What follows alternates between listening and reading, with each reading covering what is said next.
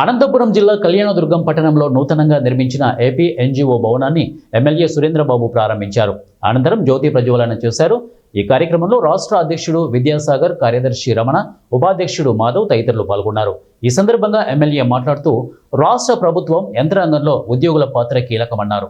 ప్రభుత్వం అమలు చేస్తున్న పథకాలను ప్రజలకు చేరవేయడంలో ఉద్యోగుల పాత్ర ఉందన్నారు. అభివృద్ధి చేయడానికి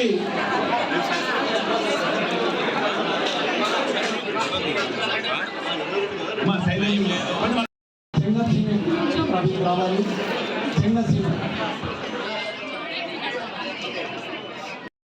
ఏపీ సిటీ అమర్సీత సింధు అసోసియేషన్ అధ్యక్షులు వెంకటేశ్వర